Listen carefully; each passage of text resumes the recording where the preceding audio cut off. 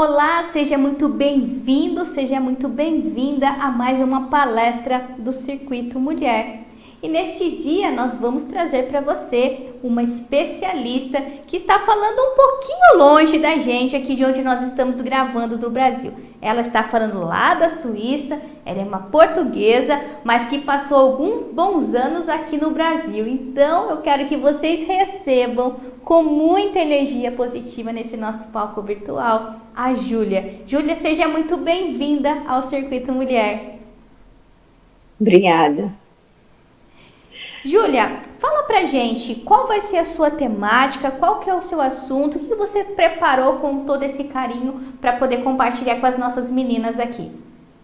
Então, eu vou falar sobre o perdão perdoar verdadeiramente de coração. Como perdoar, como o perdão cura você, como o perdão liberta você. Você não esquece do assunto, mas você se liberta de muita coisa. Perfeito. Então eu quero que você se sinta totalmente à vontade, porque a partir de agora o nosso palco é todinho seu. Obrigada. Olá, tudo bem com vocês? Eu me chamo Maria Júlia, sou portuguesa, mas morei 44 anos no Brasil, então o meu accent é brasileira. Eu quero falar sobre o perdão verdadeiro de coração. Você perdoar de coração. É difícil? É. Então, eu vou trazer aqui uma história muito bacana para vocês. Há 24 anos atrás, teve um erro médico gravíssimo com a minha mãe. Ela foi fazer uma pequena cirurgia e foi assim, sem precisar dessa cirurgia, porque era um cisto no ovário, e eu pensava assim, poxa, mas não precisa, tem que ter um pouquinho mais de conhecimento do médico, e o médico não teve essa percepção, né? Então, eu pedi muito para não operar, mas não foi. Então, ela fez essa cirurgia e, infelizmente, ela tinha varizes na barriga.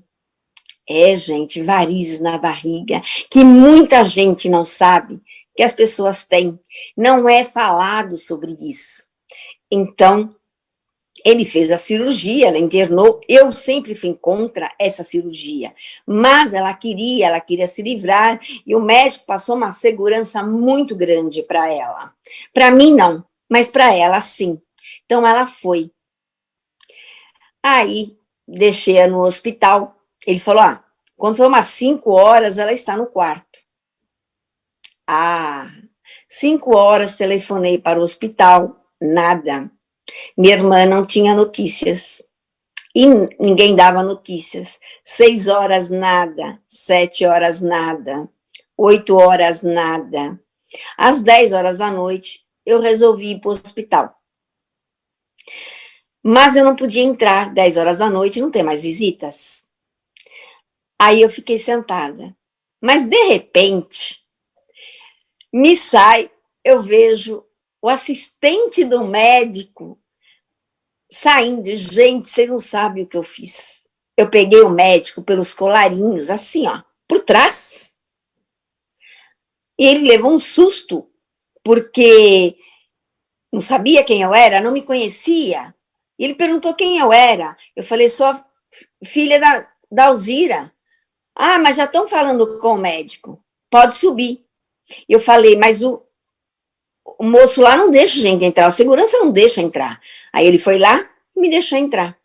Quando eu cheguei no quarto, a minha irmã só falou para mim assim, calma, aconteceu um imprevisto. Eu falei, imprevisto? Qual foi o imprevisto? Imagine eu deixar minha mãe andando às 10 horas da noite, um imprevisto? Isso era, para mim é impossível. Aí ela falou para mim, teve um imprevisto. Eu comecei a gritar.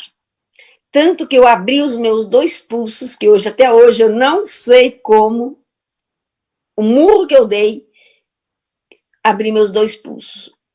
O hospital tem 6 andares. Os 6 andares escutavam eu gritar. Eu queria saber da minha mãe. E nada. Eu fui para a porta do centro cirúrgico. Era 1h da manhã, a minha mãe sai, toda deformada, entubada, e o médico todo ensanguentado. Aí, tudo bem, aconteceu o imprevisto, vamos ver, né? Mas, pelo que eu fiquei sabendo, eles não davam vida para ela. Eles não davam vida, mas ela resistiu. Ela foi para a UTI, vamos visitá-la, e ele foi tentando fazer uma coisa que, para encobrir o erro dele, né? Ela veio para o quarto, saiu da UTI, veio para o quarto, fez os exames, e ele, por infelicidade, cortou a veia aórtea, perfurou o intestino e perfurou a uretra. Ela precisou amputar a perna. Em 37 dias, ela fez 5 cirurgias. Eu chamei 3 médicos. Gente, eu chamei 3 médicos, porque eu não me conformava. Eu briguei, eu fiz um monte. Por isso que eu falo, eu adoro falar sobre esse assunto, para vocês terem uma noção da responsabilidade do médico. O médico precisa saber e falar para a família. Depois de 30, ela amputou a perna. Na última cirurgia, ela amputou a perna 3 vezes. Depois disso, ela foi para a UTI de novo, voltou. Aí deu problema no intestino, mas eu já não queria mais a equipe dele. Fui procurar outros, mas ninguém quis mexer. Bom, foi fazer a cirurgia do intestino, porque tinha perfurado, né? Porque ela estava com infecção generalizada já. Foram 37 dias. Nesses 37 dias, eu descobri tudo o que tinha acontecido no centro cirúrgico. Eu fucei tudo. E quando acontecer isso com familiares de vocês, procurem se informar bastante, porque vocês vão encontrar. Porque erro médico é gravíssimo. Então, eu descobri tudo. Eu vim para minha casa, eu telefonei, eu procurei esse médico, eu encontrei, ele estava de férias, eu encontrei esse médico. Acho que se eu encontrasse com ele pessoalmente, nós tínhamos se pegado. Porque eu falei um monte para ele. Tanto que depois eu nunca mais vi esse médico contou para nós o que tinha acontecido no centro cirúrgico. E eu, muito nervosa, tomava 4 calmantes por dia e não dormia, de 15 miligramas de calmante por dia. Vocês imaginam? Tomar 3 calmantes de 15 miligramas e não dormir? É impossível, né? Aí, tudo bem, só que depois de 37 dias, ela veio a falecer. Nós liberamos ela, porque eu segurava muito, força mãe, força, sabe aquela, todo mundo fala, né, quando a pessoa está na UTI, reage, faz pela gente, e mais depois de 37 dias, quando eu vi minha mãe, ao estado que estava, eu liberei minha mãe, eu e minha irmã, e isso 10 horas da manhã. Quando eu saí, eu encontrei um anjo, não conhecia, ele queria me levar para casa. Falei, não conheço você. Fui embora. Quando era 12h15, eu recebi um telefonema do hospital, me chamando. E eu perguntei, minha mãe faleceu? Não, o médico ia falar com você. Eu falei, não, minha mãe deve ter falecido, você aqui não quer contar para mim. Não, você vem. Tudo bem, eu fui. Gente, eu estourei a buzina do meu carro. Eu não fiquei num semáforo vermelho. num semáforo. Da minha casa ao hospital, normalmente, dá 30, 40 minutos. Eu fiz em 15 minutos. A moça, quando viu, porque todo mundo já me conhecia no hospital, mandou subir. Aí veio o médico. E tentando, eu falei, doutor, não tem uma notícia, não tem como dar. Ou tá vivo ou tá morto. Mas não é assim, falei, é assim sim. A realidade da vida é essa. Ela veio a falecer. Falei, então eu tenho um pedido a fazer. Eu quero me despedir da minha mãe da quentinha. Não, não pode, você vai fazer escândalo, porque já sabiam como eu era, né? Porque todo mundo já me conhecia lá. Falei, não vou fazer não. Mas se você não me deixar entrar, aí sim, eu vou fazer escândalo. E eles me deixaram. Me despedi da minha mãe, que ela fosse com Deus, que Deus lhe abençoasse. E eu vim muito triste. Porque como eu ia dar notícia pro meu pai, que tinha 70 e poucos anos. Aí eu vim, peguei a melhor roupa e fomos. E só pedi que o médico assinasse o atestado de óbito. Ele foi covarde demais. Ele ficou com medo de mim. Mas eu não ia fazer nada. Por quê? Não ia trazer ela de volta. Então, para mim, não adiantava fazer nada contra ele. Então, e nada dele assinar. Quando eu cheguei, ele não tinha assinado. Esperei mais 30 minutos. A esposa dele me ligou, querendo saber por que eu queria que ele assinasse o atestado de óbito. Falei, porque foi ele que operou. Fica tranquilo, eu não vou fazer nada. Mas o medo era muito grande, porque ele sabia o que ele tinha feito. E a minha revolta também era grande. Aí, depois de 30 minutos, nada. Gente, vocês não sabem o que eu fiz no saguão de um hospital. Eu falei para atendente, telefona lá para cima, pede para o médico assinar atestado de óbito, que o assassino não vai vir, ele está com medo. Mas eu não vou fazer nada, mas ele tem com medo, porque ele sabe o erro que ele cometeu. Então, assinou, e lá foi. Eu não podia, eu não conseguia chorar, eu não conseguia gritar, porque eu estava à base de calmante. A base de calmante. Muito à base de calmante. 45 miligramas de calmante por dia. E fomos. Na hora do funeral, nós cantamos a música Segura na Mão de Deus. E fomos cantando. É inacreditável o que eu fiz. Contando, parece que ninguém acredita, mas eu fiz. Ela foi sepultada num cemitério que tem as campas. Eu subi em cima da campa para mim ver, colocar o caixão dela. Quando uma amiga minha viu, ela falou assim, ela vai cair. Meu Deus, quando ela cair na realidade, ela vai cair numa grande depressão. Realmente. Eu estava assim tonta. Eu vim para minha casa, para casa com o meu pai, com as minhas irmãs, mas eu não estava em mim. Porque quem está com 45 miligramas, 37 dias, não está em si. Realmente não estava em mim. Aí foi passando o tempo, a saudade foi aumentando. Era difícil ir na casa dos meus pais, porque quando eu chegava na casa deles, a primeira coisa que eu fazia era tacar a mão na buzina. Abri o portão e começar a chamar pela minha mãe. E ela falava, lá vem a doida da Júlia. Né? Mas eu queria avisar que eu estava chegando, entrando na casa dela. Foi difícil.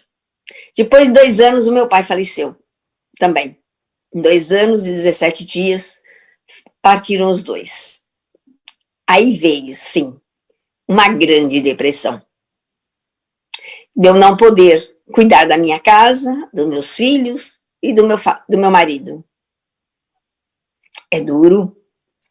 Eu queria pôr uma bomba no hospital, eu queria pôr uma bomba na clínica dele. Eu não podia. Eu passei 7 anos sem passar numa avenida, lá em São Paulo, porque eu não conseguia nem passar em frente ao hospital e nem a clínica dele. Eu não lembro o dia, porque eu falo que quando a gente perdoa verdadeiramente, a gente esquece de datas. Mas nesse tempo, nesses 7 anos, eu envelheci. De 36 anos, eu parecia que tinha 50. E os médicos mandavam fazer exames, foi aí que eu descobri. Eu peguei osteoporose, osteopenia, com a raiva, com o ódio que eu tinha. Era um ódio muito grande, eu falava para todo mundo. Se eu tivesse em banco, se eu tivesse... Falei até para uma paciente dele, sem eu saber que ela era paciente dele. E eu falei, toma cuidado, porque ele é perigoso. Após esses 7 anos, eu estava frequentando um grupo de oração.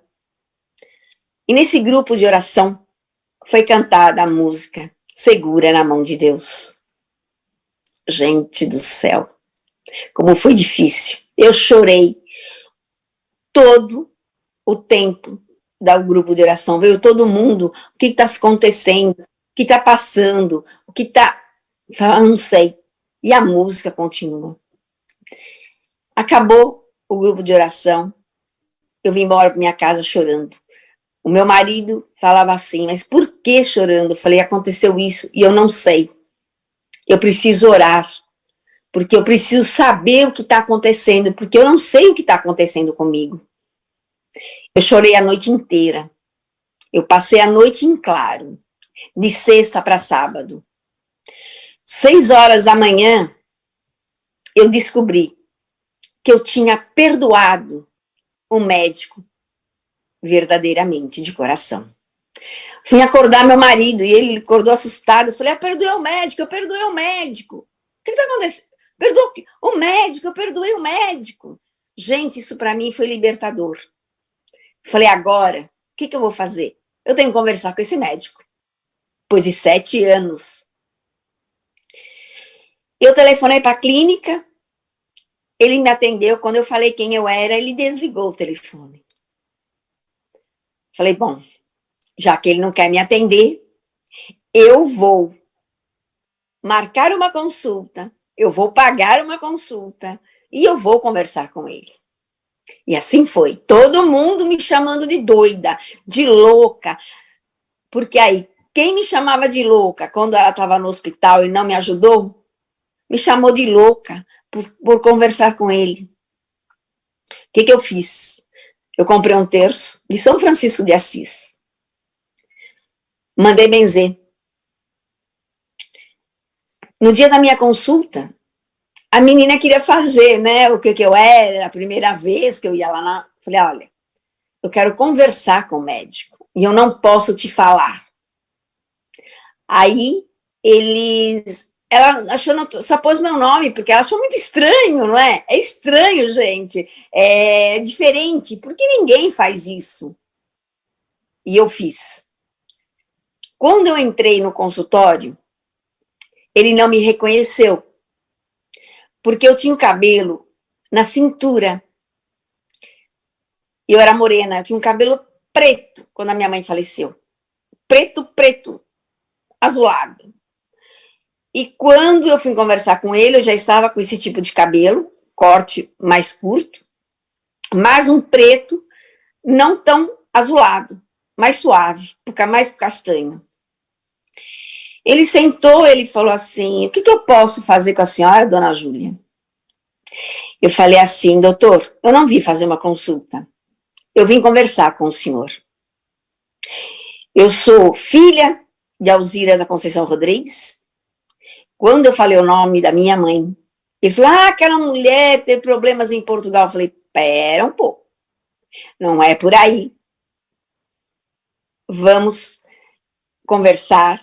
Eu quero falar tudo que está instalado na minha garganta. O senhor, por favor, me escute, porque tem muita coisa entalada aqui e eu preciso falar. Gente, eu falei tudo, até de assassino eu chamei-o. E ele não abriu a boca. Então, eu falei para ele, e hoje eu estou aqui para lhe dizer que eu lhe perdoei verdadeiramente, de coração. Porque quando se perdoa, a gente vem falar com a pessoa, vem falar, pôr para fora aquilo que está engasgado. E aí, tudo bem, falei para ele, na próxima cirurgia, o senhor faz um ultrassom. O senhor nunca sabe o que vai encontrar. Nunca seja tão audacioso como o senhor foi. Ele levantou, eu fui embora, falei, agradeci, e ele me deu a mão. Eu falei, não, doutor, eu lhe perdoei de coração, eu lhe perdoei verdadeiramente. Eu tenho esse terço para o senhor. Ele agradeceu, eu ainda falei para ele assim, São Lucas é o protetor dos médicos. Toda vez que eu entrar no centro cirúrgico, pegar um bisturi, pede proteção para ele, para São Lucas. Então ele foi me dar uma mão. Falei, não quero.